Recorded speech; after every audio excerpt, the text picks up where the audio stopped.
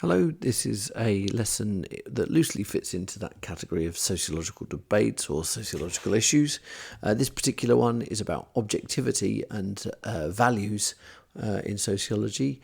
And this, if it was to come up in the paper, would probably come up in papers 1 or 3 in the theories and methods sections, which happen towards the end of the paper. Well, let's get straight on with the learning objectives. First of all, we're going to understand the meaning of objectivity, subjectivity, and value freedom, terms of which I'm sure you have some concept, but maybe not necessarily within the context of sociology. We're going to know the main views put forward of the relationship between sociology and values by a number of different thinkers. And we're going to be able to evaluate the strengths and limitations of different views as to whether sociology can and should indeed be value-free. So the first place we'll start with this is a question. Is having freedom from values, ideologies, opinions, bias, is that actually desirable? And we've kind of discussed this in relation to science before, because a view of science is that science actually produces true knowledge, that scientists take this pragmatic and detached approach to their research. They're not affected by their own values or their own ideologies. They are purely driven in the pursuit of discovering facts. But everyone has values, everyone has beliefs, opinions, attitudes, prejudices. And these are influenced and moulded by many factors across our lives, including our social class, our ethnicity, our upbringing, and of course, all of the experiences we have. So the question is, can sociologists, who are, after all, members of society, ever study society without that internal bias, without those beliefs and ideologies and those values? In other words, can their research ever be value-free? Well, there are some people that we'll see argue that it is both possible and desirable to keep subjective values out of research. If you want to produce true scientific knowledge of society, values have no place.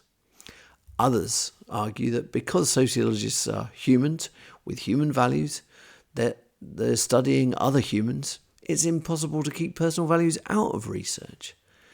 And there are some that will argue that it's actually desirable for sociologists to use their values to improve society through their work. And that is something that we'll discuss later on in this session, called Committed to Sociology. So let's consider where this all fits in with some classical sociological values and sociologists' views. We'll explore the answers that different sociologists have given to that question about whether value freedom is desirable or not, and whether sociology can or should be value-free. Classical thinkers who shaped sociology in its early years, people like Comte, Durkheim, Marx and Weber, all have different views on objectivity and value freedom.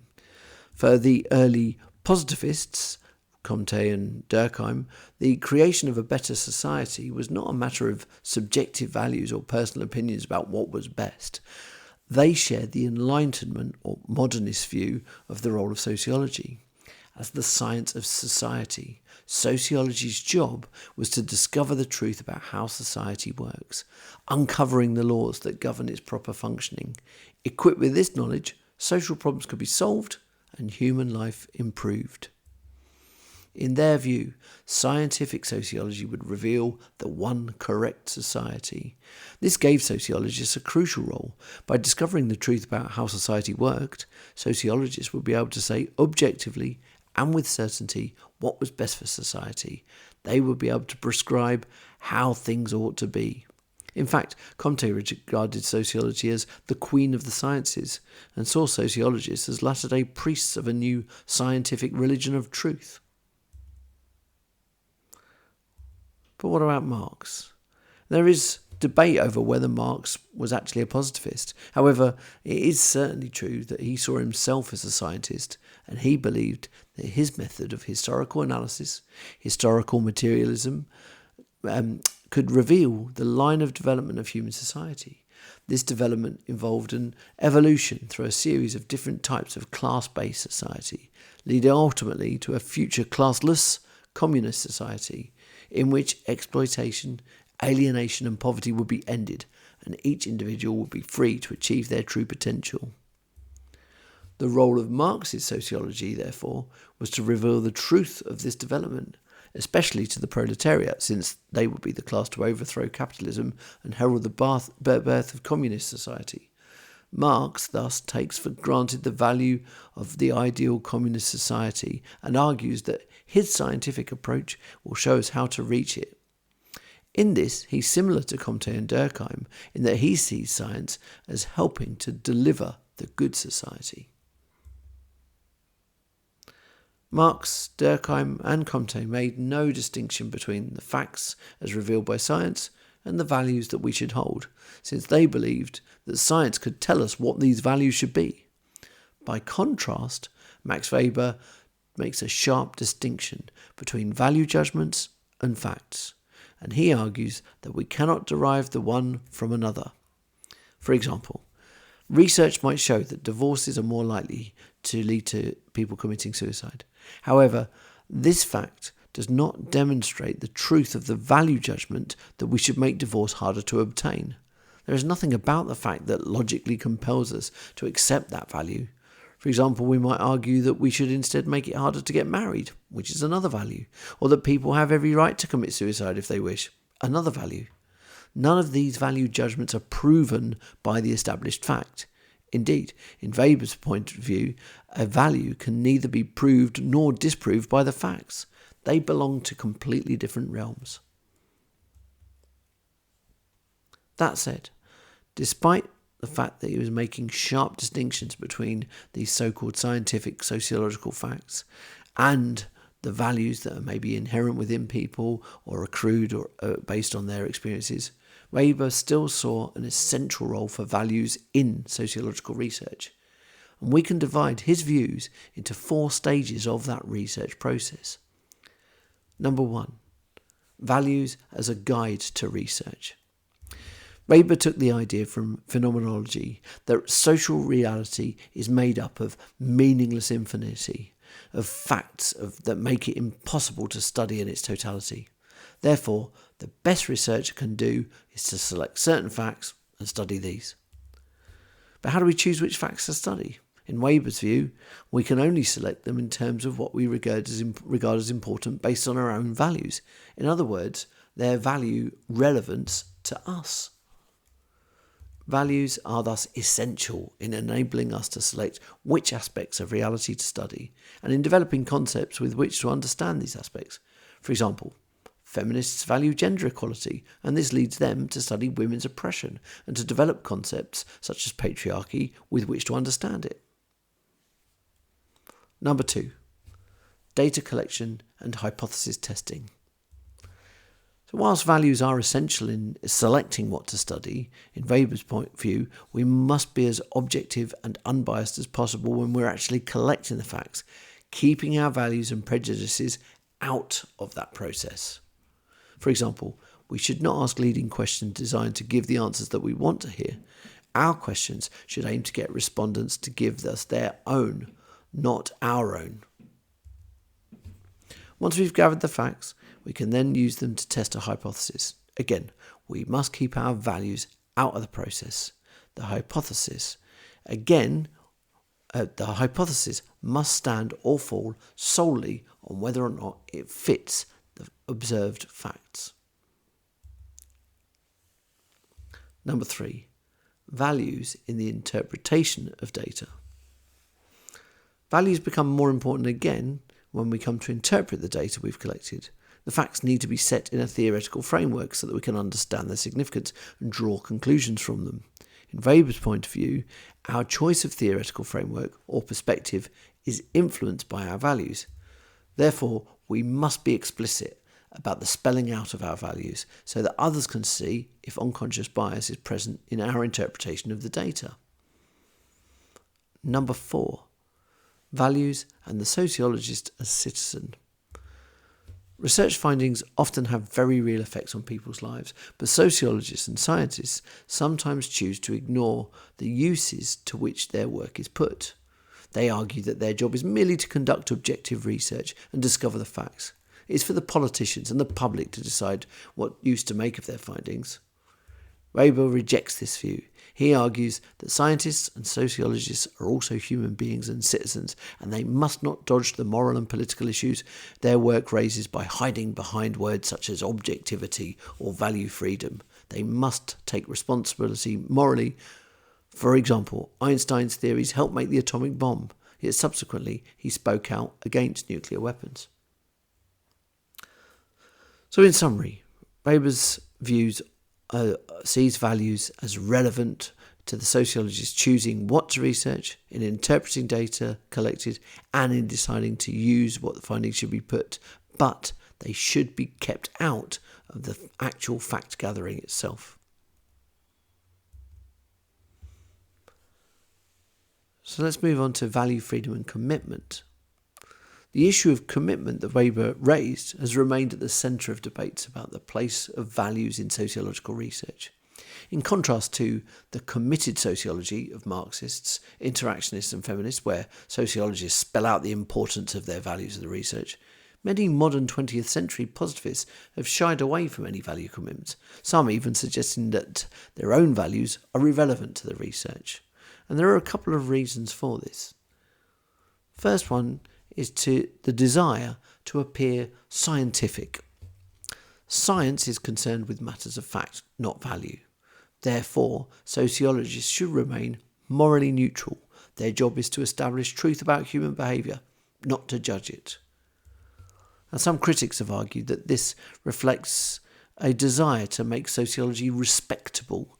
Science has high prestige in modern society, so mimicking the ways of science would raise the subject's status and earn its respectability, which was important in the early 20th century when the subject was in its infancy as an academic discipline.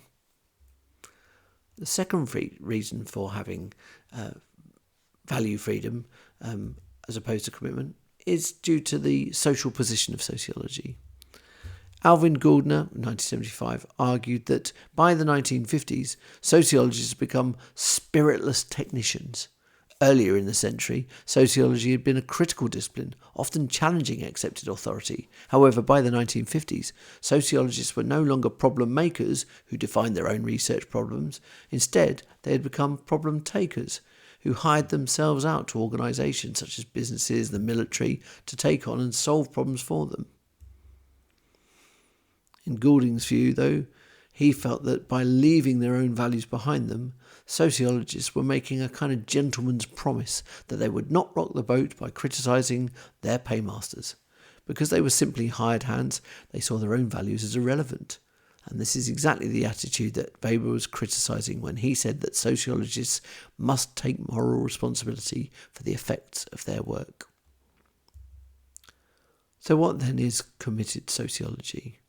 Well, this is a contrast with the positivists. These are sociologists who argue for a committed sociology.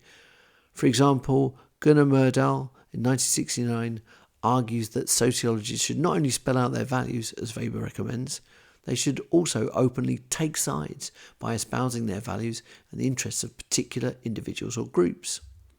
Committed sociologists who advocate this approach, such as Myrdal and Gardner, argue that it is neither possible nor desirable to keep values out of research. In Gardner's view, value-free sociology is, first of all, impossible, because either the sociologist's own values or those of their paymasters are bound to be reflected in their work, and it's also undesirable, since without values to guide research, sociologists are merely selling their services to the highest bidder. Indeed, as he says, from such a standpoint, there's no reason why one cannot sell his knowledge to spread a disease just as freely as he can fight it. Indeed, some sociologists have had no hesitation about doing market research designed to sell more cigarettes, although well aware of the implications of recent cancer research. So now we've looked at both sides of this argument. Which side are you on? Do you think that sociologists should approach research with a specific viewpoint and value and ideology in mind? Is it ever possible to escape being influenced by your values if you're conducting sociological research? And if sociologists don't take any sides, does that mean they're actually taking a side by abstaining from their values? Well, interactionist Howard Becker argues that values will always be present in sociology. Traditionally, though, these positivists and functionalists who see sociology as a science have tended to take the viewpoint of the more powerful groups in society, for example, the police in law enforcement or psychiatrists in mental health care.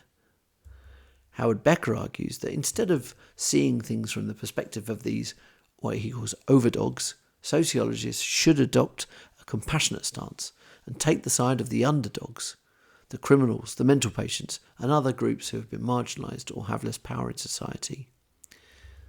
This is partly because less is known about these groups and their story needs to be told in order to redress the balance.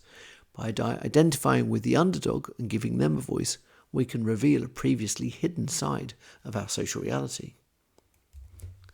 For example, by empathising with the mental patient, we can show the hidden rationality of behaviour that the psychiatrist thinks of as irrational. Irving Goffman in 1968 argues that to describe the situation of the mental patient faithfully, we have to take their side. We have to be biased in favour of the patient and against the psychiatrist. Interactionists have a strong preference for qualitative methods, as you might expect, such as participant observation, which they see as revealing the meanings of these outsiders in society. And despite largely agreeing with the commitment of sociology, Goldner does criticise Becker here for taking maybe an overly romantic or sentimental approach to disadvantaged groups and what we might learn. He accuses Becker of being concerned only with those who are on their backs, the misunderstood, negatively labelled, exotic specimens of deviant behaviour. Instead, Goldner adopts a more Marxist perspective. He argues that sociologists should take the side of those who are fighting back, the political radicals struggling to change society. Sociology should not confine itself to describing the viewpoint of the underdog. It should be committed to ending their oppression by unmasking the ways in which the powerful maintain their position. But how is this possible when, of course, most sociology requires funding to exist and is also the basis of a sociologist's career? So most sociological research is funded by someone other than the sociologists themselves. Funding sources include government departments, businesses, and voluntary organisations. Often the body that pays for the research controls the direction it takes and the kind of questions it asks, and fails to ask. Thus, the sociologist's work is likely to embody the values and the interests of their paymasters. Sometimes funding bodies may block the publication of research if its findings prove unacceptable. Sociologists may also wish to further their own careers and reputations, and this may influence their choice of topic, for example, choosing something that's maybe fashionable. Their research questions and how they interpret their findings may be a benefit to their career. Some may censor themselves for fear that being too outspoken will harm their career prospects or even cost them their job. And sociologists in university departments are also likely to be under pressure to publish research, perhaps regardless of its quality or even its usefulness. On this topic for Goldner, all research is inevitably influenced by our values, whether it's the values of the sociologist or the people funding the body that pays for the research. So let's return to some of those sociological perspectives and think about the methods that might be carried out as well. Different sociological perspectives can be seen as embodying different assumptions and values about how society should be. As we know, throughout the entire course, we've looked at feminists who see society as based on gender inequality, and they, of course, advocate and promote the rights of women.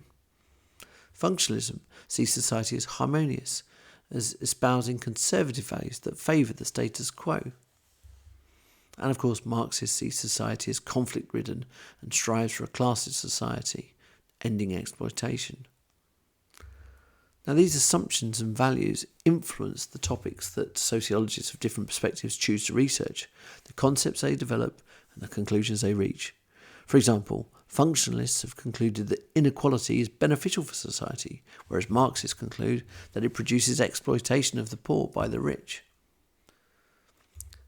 Similarly, there is a link between sociologists' methods and their value stance. For example, interactionists' preference for qualitative methods fits with their desire to empathise with the underdog, since such methods give them access to the actor's meaning. Likewise, functionalist and positivist tendency to take the side of the establishment and the viewpoint of those authority with their uncritical acceptance of official statistics, for example, that are produced by the government. Thus, both interactionists and functionalists can be accused of selecting methods that produce the facts that reflect their own values and outlooks. So as a little thought experiment, think about what research projects will be likely to be conducted by feminist, functionalist, Marxists, what values they would bring to the research, and also as a little extra, what particular types of research methods do you think that they would prefer? So let's move on to slightly more abstract ideas concerning this regarding objectivity, relativism, and postmodernism. So if all perspectives involve values, are their findings just a reflection of their values rather than a true picture of society? If that were true, there would be no way of deciding which of these different versions of reality, if any, was the actual truth. And one version of this idea is known as relativism. And relativism argues that, first of all, different groups, cultures and individuals, including sociologists, have different views as to what is true. Each sees the world in their own way, through their own perspectives, concepts, values and interests. Secondly, there is no independent way of judging whether any view is truer than any other. Now, most sociologists would agree with that first point. However, relativism goes much further. It argues that there is no absolute or objective truth, just truths plural. What you believe is true for you. What I believe is true only for me. So if you believe the earth is round while I think it's flat, there's no way of saying who is right. Now, in sociology, postmodernists take a relativist view of knowledge. They reject the idea that only one account of the social world is superior to any other. There is no privileged accounts that have special access to the truth.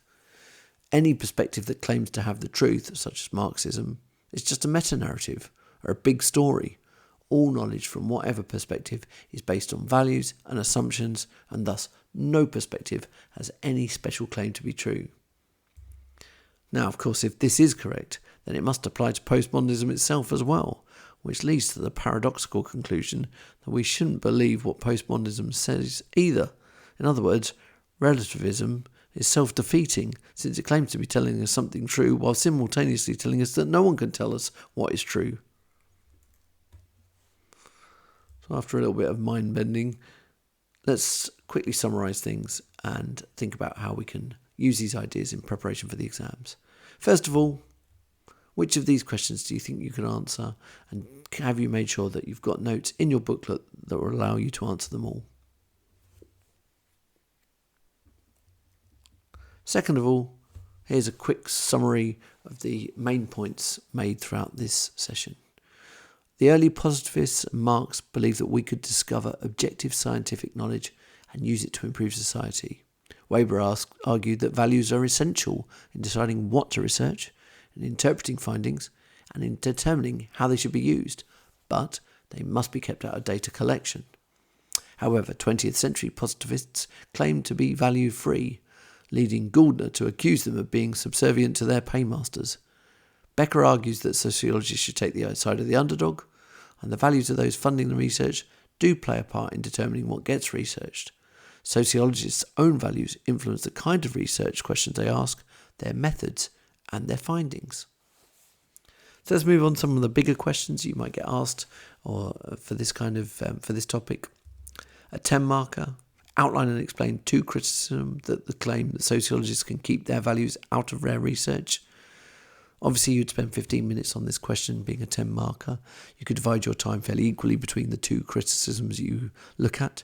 You don't need a separate introduction for these kind of questions without items. Just start on your first criticism. This These might include the view that values are essential in choosing research topics or in interpreting research findings, that the choice of research method involves values, and that the influence of the values of those who fund the research. You can apply examples of how different perspectives choose to study different topics based on their values. You can use concepts and issues such as value relevance, data interpretation, choice of method, and influence of theoretical perspective as well. So lots to choose from. And then a 20-mark question might have an item such as this. Some sociologists argue that their research should take the side of the underdog. For example, Becker points out that traditionally sociology has tended to take the side of powerful groups in society, often accepting their view of the world. As a result, the standpoints of less powerful groups have been largely hidden. Becker therefore argues that sociology should identify with the underdog, empathise with them, and uncover their view of the world. However, others have argued that there is no place for values in sociology, and that sociologists should take an objective, value-neutral approach to research. Apply material from item A in your knowledge, evaluate the view that sociologists should take the side of the underdog and be committed to changing society. Okay, well, if you look at the item there are a few different hooks for you to consider and guide you in terms of how to answer this. And of course, being a 20-mark question, you spend 30 minutes on this. Keep focused on whether it's desirable for values to enter into research rather than on whether it's possible to keep them out. Explain the different views of this issue, including those of Weber, positivists, Becker, Gouldner, and postmodernists as well. You can apply material from the item wherever possible, linking this to your own knowledge. Use examples from other topic areas, such as crime and deviance, but make sure you apply them to the issue of values here. For example, Becker argues that functionalists and positivists have taken the side of the powerful, distorting our view of reality. Sociologists should redress the balance by using empathetic methods to give a voice to the underdogs. Use concepts and issues such as value freedom, moral responsibility of sociologists as citizens, revealing underdogs' meanings, empathetic research, the influence of theoretical perspective, committed sociology, objectivity, science, funding, careers and relativism. Rather than leaving evaluation to a separate block at the end, evaluate each view as you go along, building your essay. So there you go. Lots of different ideas packed into a quite tight little sort of area of study. But of course, as mentioned just before, you will have lots of examples to talk about of different types of research that's been conducted. You can refer to any of the studies that we've looked at throughout the course on education, families, crime and deviance, religion, so on. If they're relevant, you can get them in there. But of course, make sure you don't then go off on a tangent and meander into those different topics and what we've studied. Make sure you're keeping it relevant to the topic you've been asked about. And that ends the session, okay? Do have a go at the questions, okay? And think about these issues in more depth. They all overlap and cross over, and of course they're great revision for the big theories. Okay, thanks for listening. I'll see you again.